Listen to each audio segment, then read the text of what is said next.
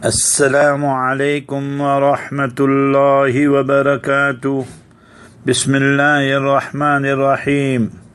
On behalf of Markaz Sahaba, the voice of Ahlus Sunnah wal Jama'ah, we present to you lesson number 1341 of our daily Nasiha and advice.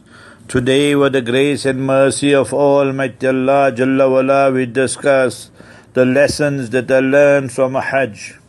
The first lesson we learn from Hajj is, as mentioned in Surah 22, entitled Suratul Hajj, the chapter on pilgrimage. Almighty Allah Jalla wala informs us, Ya ayyuhan nasu ttaqu rabbakum, inna zalzalata as-saati shay'un azim.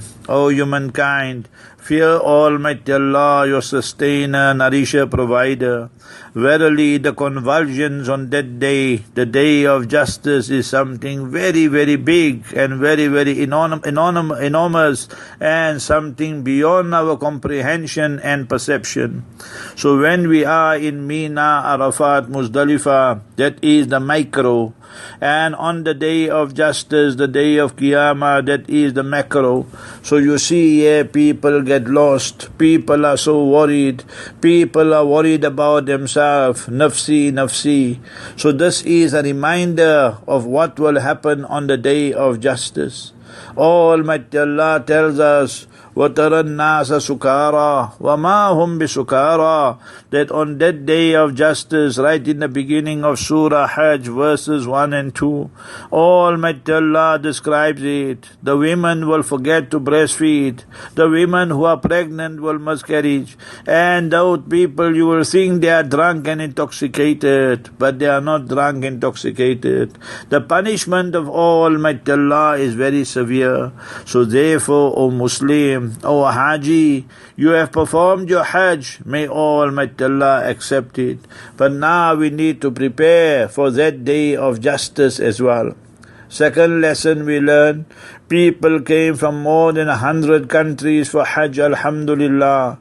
The dark in complexion, fair in complexion, male, female, young and old. What is the criteria by Almighty Allah? Inna akramakum indallahi atqakum.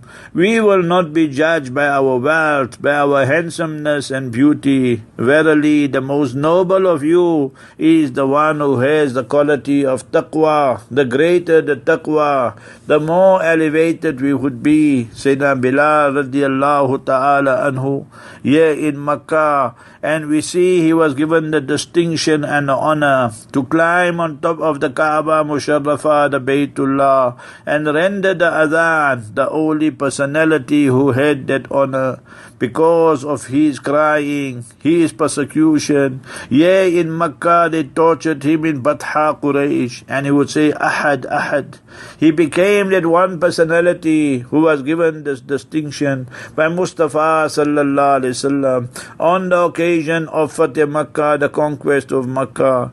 So the more we sacrifice, the more we do things for Almighty Allah, the more Almighty Allah will elevate us. And remember Mustafa sallallahu alaihi wasallam hadith in Sahih Muslim, Inna Allah la yanzuru ila suwarikum wa la ila amwalikum. Almighty Allah is not looking at your beauty and at your wealth and your assets. وَلَكِنْ يَنْظُرُ إِلَىٰ قُلُوبِكُمْ وَأَعْمَالِكُمْ. What is in your heart? What is your intentions? What are your motives and your deeds and actions? That is the criteria by Almighty Allah. So that is the second lesson we learn from Hajj. Third lesson we learn from Hajj, in Mina, Arafat, Muzdalifah, we were saying, Labbaik Allahumma Labbaik. What does it mean? It means, Ya Allah, I'm present. Ya Allah, I'm prepared. Ya Allah, that I am the one, that I am prepared to fulfill your commands at all times, all circumstances.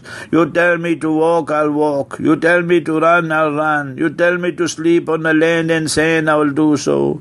Lovingly, willingly, sincerely. That is the message of Labbaik, not only for Mina, Arafat, Muzdalifah, for the remainder of our life. O Hujjaj Baytillah, let us take these three lessons, the lesson of Qiyamah. We need to prepare for the day of justice, our death.